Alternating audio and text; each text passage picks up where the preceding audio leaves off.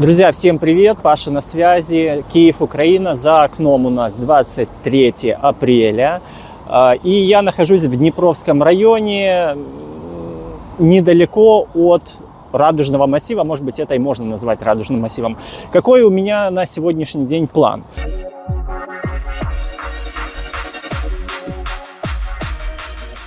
Я сейчас возле ТЦ Квадрат, вот там вот за моей спиной он, видите, ТЦ Квадрат, но я туда заходить не планирую.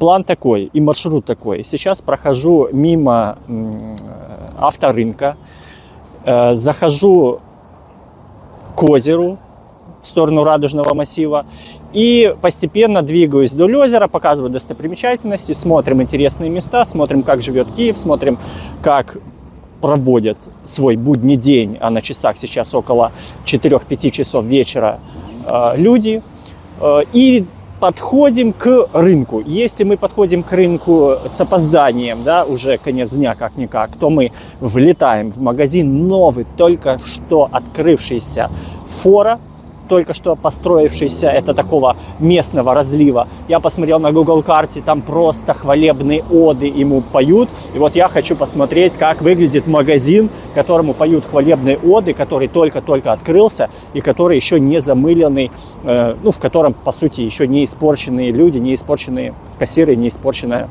атмосфера. Если вас интересуют исключительно цены, исключительно рынок, исключительно продукты, то вот тут вот я вставляю цифру, время, тайм-код, куда вы можете элементарно просто перелистнуть, перемотать, чтобы эту экскурсионную прогулку просто вырезать из своей памяти. Погнали! Меняет Киев столбы, да, вот эти вот бетонные столбы, которые у нас стоят, они меняются на металлические, и уже к металлическим даже, видите, подключено. Остановка называется авторынок, потому что с той стороны вот там вот у нас находится авторынок. Максимально неплохой рынок, если вы имеете время и умеете искать, потому что там, на мой взгляд, есть все для каждого автомобиля, вплоть до колпаков, даже для ваших колес. Почему я тут оказался? Да все просто. Я всегда всем вам говорю, что, друзья, если вы хотите что-то увидеть или что-то услышать в новых видео, то вы можете просто об этом, допустим, сказать, вы можете об этом написать. Если вас интересует конкретный раздел какого-то магазина, вы тоже можете это озвучить, и я обязательно к вам прислушиваюсь. Кто-то из вас сказал, что Паша, даешь прогулку по Радужному массиву? Без проблем. И я уже тут. Тот, кто заказывал, обязательно оцените пальцем вверх. Давайте посмотрим на цены на шаурму. Шаурма у нас мини 90, звичайно 100, велика 130, 160. Добрий день. Добрый. Вот так вот у нас все по красоте выглядит. Так, вот с той стороны у нас открывается открывается вид на авторынок. Вот там вот, видите, уже на часах, конечно, конец дня, но некоторые лоточки, некоторые, видите, там еще есть. Вон там масла какие-то, фильтры, автохимия. И, как показывает практика, тут, в принципе, можно легко найти дешевле, чем в автомагазинах. По погоде в Киеве на сегодняшний день. Сегодня у нас вторник, и погода, такая себе, скажем. И вроде как уже не холодно, и вроде как еще не жарко. То есть как-то непонятно. Вроде я так приоделся, учитывая, что я сейчас буду двигаться около воды. Но вот если быстро сейчас вот я иду, прям двигаюсь, то жарковато. Сейчас у нас 23 апреля.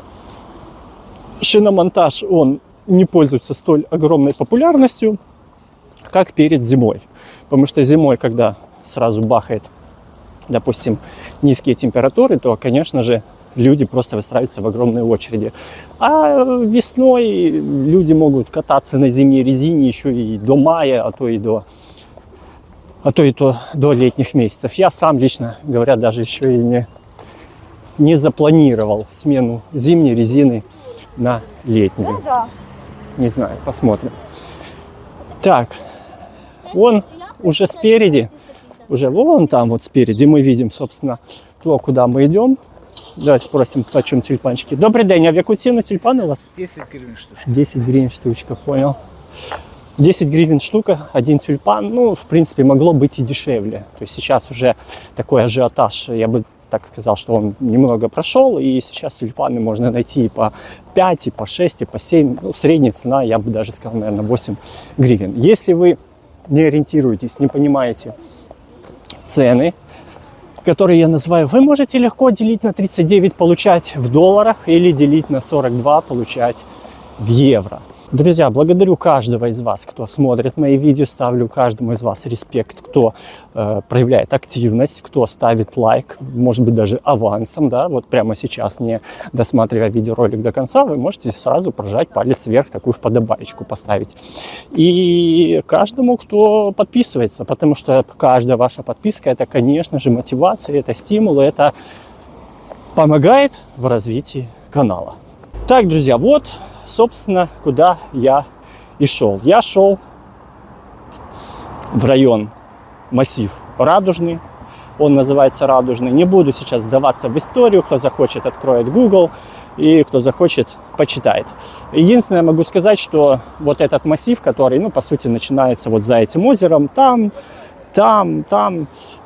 он строился, вначале вокруг этого озера были частные дома, и потом для того, чтобы строить уже большие здания, намывали уровень, чтобы не затапливало. Все. Вот единственное, что как бы стоит знать. Все остальное, сейчас мы с вами пройдемся, посмотрим качество дорожек, посмотрим, что сейчас делают люди, посмотрим жизнь в Киеве, как выглядят в обычный будний рабочий день в конце, можно так сказать, апреля. Спальный район, да, спальный район Киева, Радужный, это, конечно же, спальный район. Давайте спустимся вниз и пройдем внизу. Кстати, друзья, вот пока я отсюда не ушел, вот посмотрите, во-первых, посмотрите, какое сейчас симпатичное, классное, красивое небо над Киевом. То есть это просто, иногда вот ты идешь, смотришь себе под ноги, чтобы не споткнуться и куда-то не встать, и не обращаешь внимания, что находится по бокам. Есть возможность, да, вместе с вами прогуляться пешочком. Вот посмотрите, какие красоты просто у тебя над головой выглядят. Но что я вам хотел сказать. Вот смотрите, вот на этом здании, если вы присмотритесь, вон там вот такая вот есть беседочка, там даже диванчики какие-то стоят, там, короче, G-Sky называется, если я правильно выговорил, G-Sky называется, такой развлекательный чердак, если можно его назвать. Туда вроде бы, сам не тестировал, но вроде бы можно заехать даже на автомобиле. Вот вам несколько фоточек, как это выглядит при ночном освещении, при подсветке. Очень выглядит стильно, классно и отличный просто обзор на окружающие равнины, высоты, моря и реки. Ну, шучу про моря и реки. Так, давайте спустимся вниз, не будем беспокоить охранника, уборщика, который, ну, наверное, лучшего места не нашел для того, чтобы... В общем, не буду даже комментировать. С той стороны озера, кстати, озеро у нас называется Радунка, или Райдужное, наверное, в честь этого озера и был назван этот район. Кошмар, друзья, вон там с той стороны купается человек, делает заплыв. Я не знаю, как вам, но мне, вот, имея вот такую вот одежку, ну, совсем вообще желания не возникает сейчас туда плехнуться без гидрокостюма. А люди моржи, это круто. Выгуливают собачек, выгуливают кошек, бывает даже, у кого-то даже кошка, видите, пропала. Играйловой кошне 6 месяцев. Нет, не пропала. Это хотят, наоборот, дать в добрые руки. Вот. Кто-то шашлычки делает с колой. Ничего не имею против, потому что, как я говорил в предыдущем ролике, учитывая, что каждый день на головы украинцев летят ракеты по городам, нужно периодически, хотя бы периодически, устраивать себе какое-то вот просто отключение головы в положительную сторону. То есть хоть какое-то, ну, знаете, чтобы была у человека положительная эмоция. Но при этом, конечно же, не стоит забывать помогать защитникам Украины изгонять нечисть с территории страны. Сегодня я заметил, что уже во многих местах начали стричь газоны. То есть сейчас уже как раз готовят парки. Да, в принципе, я бы, наверное, их готовил уже с того момента, когда просто сошел первый снег. И реально стали стричь газоны. Это тоже, в принципе, плюс, потому что когда трава высокая, то в ней куча каких-то клещей водится, куча какого-то такого жукообразного контингента, что иногда приходишь и не понимаешь, где ты был. То ли в какой-то тайге, то ли просто в обычном парке обычного города. Вот, кстати, то, о чем я говорил, видите, G-Lounge, G-Sky Lounge. Вывеска, видите, вон там вот вывесочка. И вон сверху даже такая вот полубеседка, какой-то шатер. Непонятный. Так, я прошел вдоль озера. Вот там вот справа, да. Я прошел справа. Но по факту люди ходят вот по этой дорожке. По этой дорожке идут и переходят в следующую часть парка. Детская площадка весьма такая неплохая в плане разнообразия. Тут же есть пару тренажерчиков, тут же есть какой-то паровозик. Ну, короче, что нужно детям для полного счастья. Теннисные столы. Теннисные столы, в отличие от многих доселе виданных мною теннисных столов, даже уже с сеткой.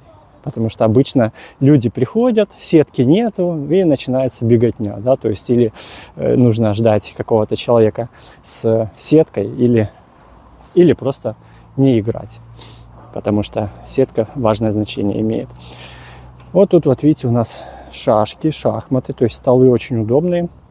В парке Шевченко в Киеве там тоже собираются уже испокон веков многие.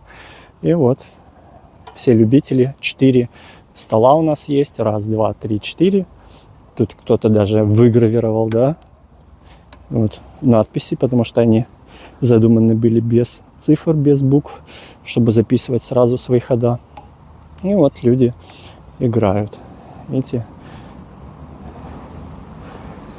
Пока что я не увидел на шахматной доске, у кого приоритеты, кто ведет, потому что одинаковое положение, наверное, только начали. Возле каждой беседки, видите, вот есть мангальщик, и на каждой беседке есть ее номер и номер телефона. Очень удобно, вы берете, просто звоните, договариваетесь, на какое вам время нужно, на какой период, на какой день, и все. И пользуйтесь беседкой. Все цивильно, не нужно быть дикими, раскладываться вот тут, вот на газоне, полить костры, полити багаття прямо на траве, как любят многие почему-то. Я не знаю почему, но люди, вон даже вдалеке, если вам видно, прямо на траве кто-то полил костер. Ну, один придет, да, там что-то спалит, второй придет, что-то спалит. И что в итоге мы получим? Сколько нужно траве времени для того, чтобы потом там снова повторно вырасти? Я, честно говоря, не знаю. Давайте спустимся вниз, посмотрим на ту сторону, там, где я вам говорил про муниципальный пляж. Летом муниципальный пляж, в прошлом году, по крайней мере, летом он работал. Вот видите, куда это годится? Никуда не годится. Одно место, да, вот там вот второе место. Ну, это ж какое-то жлобство.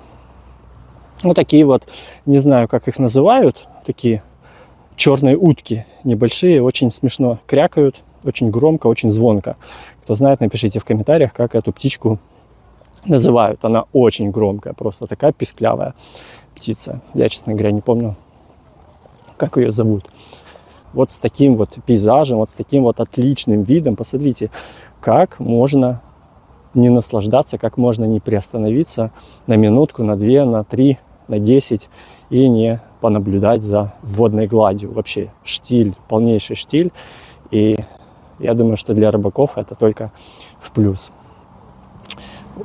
Озеро вот там вот заканчивается, там мостик, и с той стороны начинается небольшая вторая часть вот этого вот озера. Тут такой небольшой гендель, такой ресторанчик, кафешка, пользуется огромной популярностью, имеет в Гугле очень большой отзыв положительный. И бывали даже случаи, да, когда и мы просто, вы или звоните, или заходите, допустим, заказываете тут шашлык, потом ходите, гуляете, и через там 15 минут возвращаетесь, и вам этот шашлык просто на вынос уже дают, и вы гуляете летом, кушаете. То есть все для людей, все очень удобно, все очень цивильно. В этом году я уже видел новость о том, что вроде бы не хотят вообще разрешать, и вроде бы не хотят вообще, хотят запретить вот такие вот водные процедуры на городских пляжах. Я не знаю, как это будет выглядеть физически, то есть, вышибал каких-то поставят, которые не будут пускать людей, потому что даже во времена карантина, ковида, ніхто не нехтував своим відпочинком на песочку на Днепре. Поэтому запретить людям ходить по пляжу, это такое, какая-то дикость, а тем более загорать, не знаю, как. Слабо верю, одним словом, слабо верю, что такое реально внедрить. Вот этот район Радужный, на мой взгляд, он очень-очень-очень удобен. То есть, что тут есть? Тут есть куча магазинов, мы сейчас дойдем с вами таких небольших киосков, небольших местного дворового такого формата магазинчиков. Тут есть очень удобная развязка, да, без метро, но до метро тут, по сути, там 10 минут по прямой. То есть вы садитесь, переезжаете мост, оказываетесь на Петровке, там есть уже метро. Куча троллейбусов, куча маршруток, трамваи, да и просто по эту сторону есть парк, и по ту сторону тоже есть парк. В следующий раз, если вам понравится такой формат, я туда тоже заскочу. Тот парк называется... Я не помню, как он называется. С этого моста часто вижу, с мостика, ребятишек с магнитами, которые привязывают магнит, пуляют его во все стороны. Такой поисковый магнит называется. И тем самым достают какие-то археологические находки. Грузинская ресторация тоже очень неплохая. Очень неплохое место. Думаю, кто местный или кто застал его, тоже подтвердит этот факт. Рыбаков пока что немного, но те, кто есть, они, видите, наслаждаются жизнью. Я не вижу, честно говоря, у человека какой-то улов, но вижу очень много каких-то приправ, каких-то приманок, коробочек, каких-то кулечков. Вот, поэтому хобби – это не только результат. Хобби – это еще и процесс.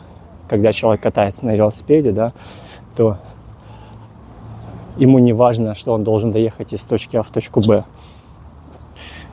Им важен сам процесс, чтобы покататься, чтобы насладиться атмосферой. Вот про этих вот уточек я говорил. Видите, такие вот уточки. И место такое, я так понимаю, подкормленное. Они сюда приплывают для того, чтобы поживиться. Кто знает, может сюда прийти и подкормить тоже. Конечно же, друзья, стоит напомнить о том, что вот этих рыб, гусей, лебедей, уток всяких не стоит кормить булками какими-то, потому что у них это все размокает в животе, и некоторые из них реально дохнут. Поэтому, если есть возможность, то перловка, какая-то, да, просто даже, она там 15 гривен стоит в сельпо, в том же самом, пакетон, да, килограммовый, или какая-то крупа, потому что какие-то булки, которые, да, вот хлеб, который размокает, это для них зло. А многие даже, я реально вижу,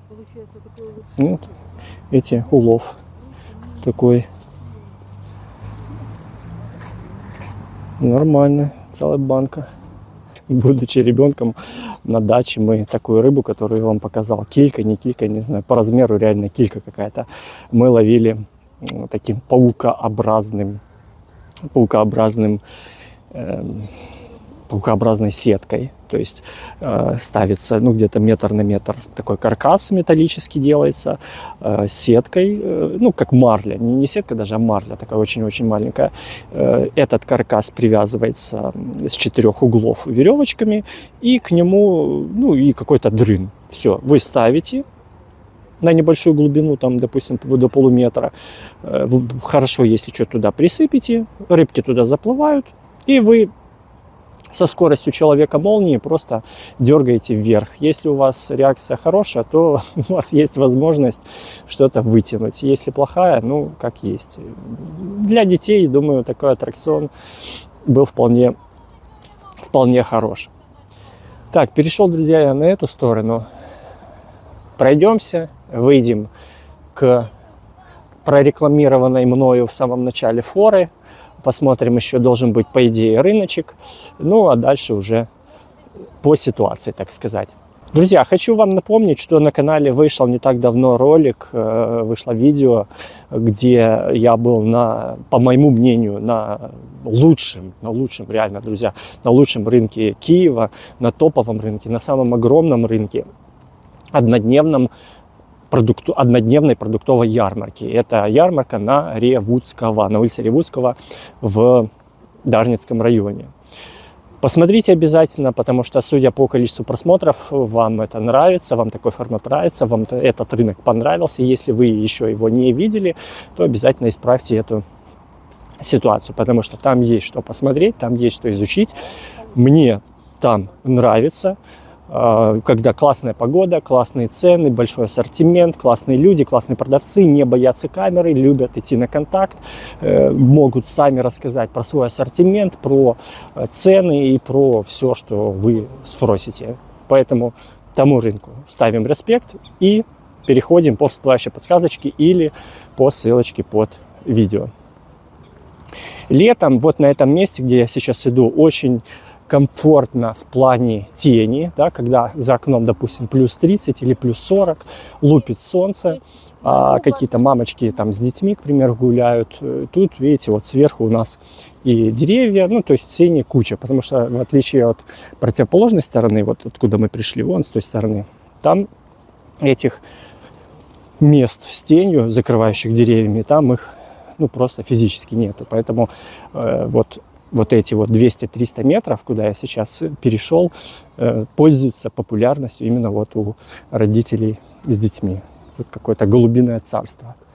Голубиное царство, которое охотятся за одним вороном. Что они там ищут, я даже не знаю. Детская площадка точно так же. Очень мне нравятся такие площадки, потому что они локальные, они яркие, они для детей очень комфортные, очень насыщенные, в отличие, да, от нашего детства, где одна металлическая горка и одна качеля была. Ну, у разных людей, конечно, по-разному проходило детство.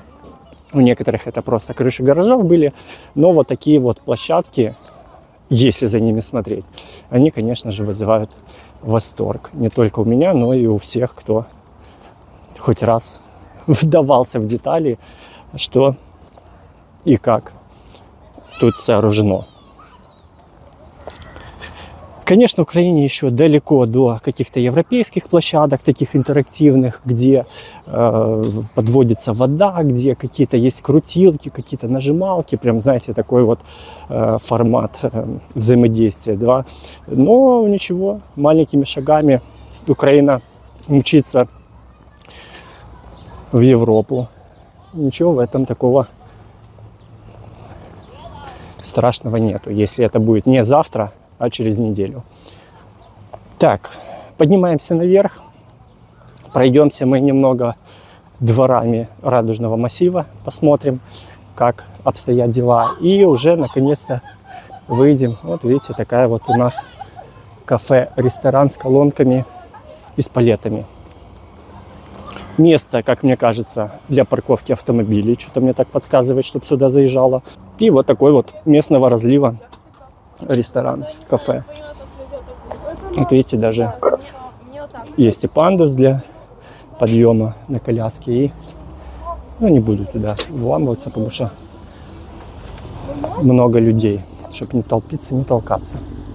Так, друзья, что мы видим, отойдя на 100 метров от озера? Мы видим небольшую разруху в виде футбольного поля. Хотя, опять же, все в сравнении, вспоминая свои, да, там 8, 9, 10 лет, 11 и 12.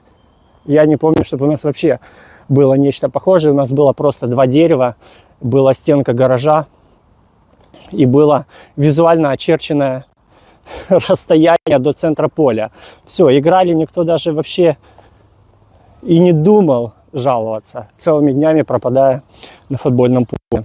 Но рядом с этой разрухой, будучи, да, правильно, ну, как бы сказано, видите, есть идеальное, качественное, зеленое поле, которое построили вдобавок. Странно, почему они не отреставрировали старое, а не заменили его, но ну, хоть так.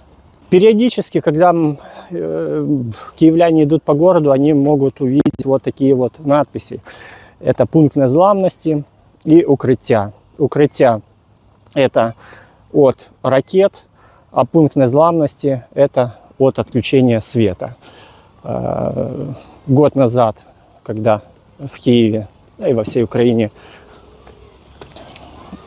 включение электричества было, ну, скорее редкостью, чем закономерностью, появились вот такие пункты. Как они выглядят? Ну, это бывает просто формат розеток, да, то есть в какой-то, не знаю, новой почте просто стоит пару столов, пару стульев, удлинитель, два удлинителя, там куча розеток, куда люди могут прийти, зарядить свои гаджеты. Детский сад. Вот, кстати, в детском саду тоже есть укрытия. Не знаю, ходит мнение, что в школы и в детские сады не пускают посторонних людей. То есть, по сути, да, вот если сейчас включится, да, тревога, да, воздушная тревога, то, ну, я, честно говоря, не уверен, что вот в эту школу, хотя вот там, вот видите, висит вывеска укрытия, что пустят, ну, левых людей. Хотя должны, знаете, по идее должны. Вот этот вопрос стоит изучить более детально. Возле меня, там, где я живу, как такового укрытия, его в зримой доступности нету. То есть есть какой-то дом, там есть подвал, который вроде бы как там отремонтировали. Но, честно говоря, 25 февраля только в начале полномасштабного вторжения мы туда сходили, посмотрели, спустились.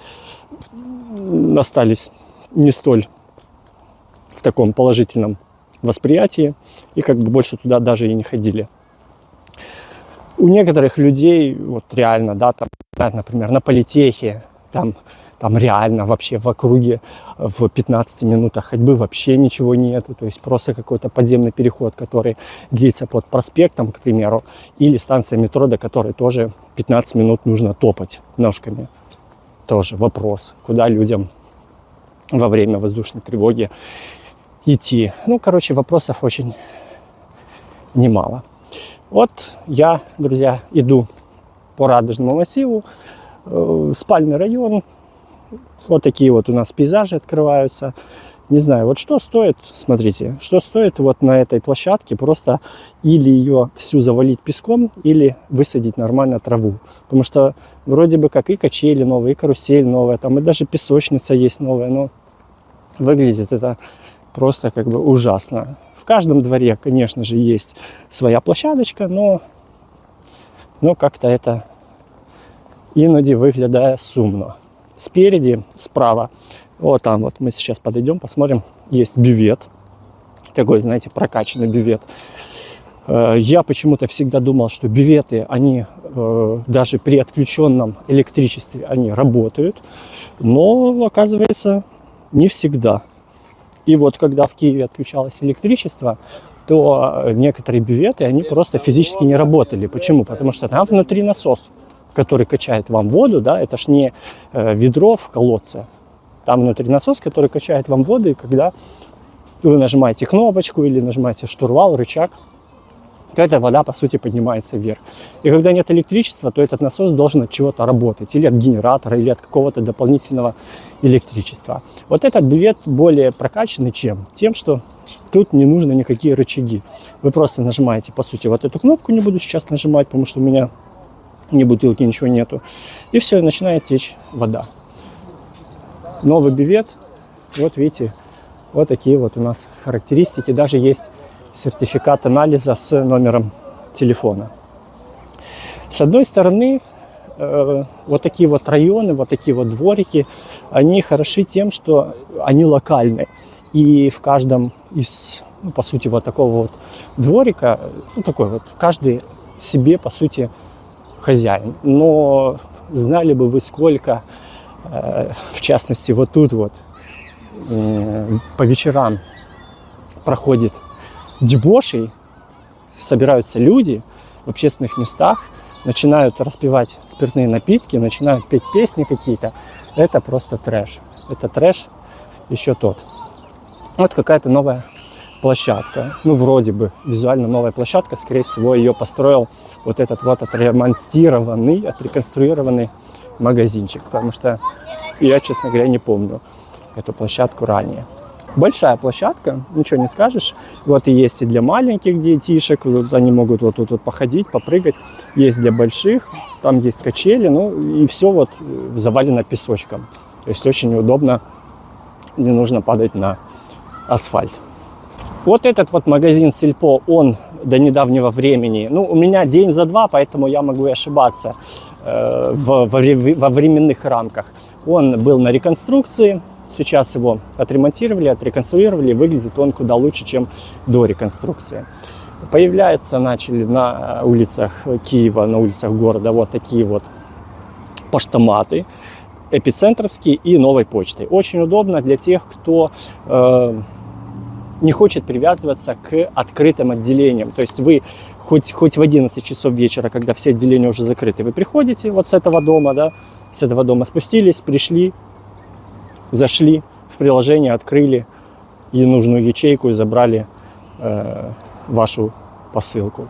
Точно в таких же терминалах, ну, поштоматах стала новая почта делать новую опцию, новую услугу. Это, ну, как ячейка хранения. То есть, ну, допустим, мне нужно передать кому-то ключи от квартиры там, или от машины там, или от еще чего-то. И встретиться с человеком я сегодня не могу, я сегодня уезжаю. Я могу в этом поштомате оставить эти ключики, стоит это 15 гривен, и человек в следующий день приходит, или когда ему нужно, и забирает эти ключи с соответствующей ячейки. Мне не нужно гонять где-то по городу и искать его. Все просто. Так, я не буду сейчас сюда заходить, потому что Сельпо магазин большой. Я хотел с вами, друзья, зайти в Фору, которая только-только открылась. Кстати, вот есть, смотрите, Аврора мультимаркет. Как вам идея снова заскочить в большой магазин Аврора с ценами, которые намного ниже, чем в обычных магазинах? Если интересно, обязательно прожмите вподобайку, обязательно напишите это в комменты. И я в следующий раз сюда прискочу, приеду и засниму. Большая площадка, большая парковка. Удобная для тех людей, которые, допустим, или проездом тут едут, заезжают, да, или просто люди, которые тут рядышком где-то живут. 149 гривен огурцы, перец сладкий 209, помидоры коктейльные 134. Такое прозрачное окно, стекло, что я даже подумал, что его тут нету. Котлеты с червоной рыбы. О как! Шпроты горячего копчения 24, это все за 100 грамм. Вон кто-то не дождался свою пиццу, видите, уже выехала. Лимонный кекс, вот он, лимонный кекс. Святковый, пасхальный, 55 гривен, это самый дешевый, 20, это сырный продукт, видите, внимательно. Сырный продукт стоит 26 гривен за 100 грамм. Класс, мне нравится такой подход. Есть вот такой вот, 99 гривен за 100 грамм.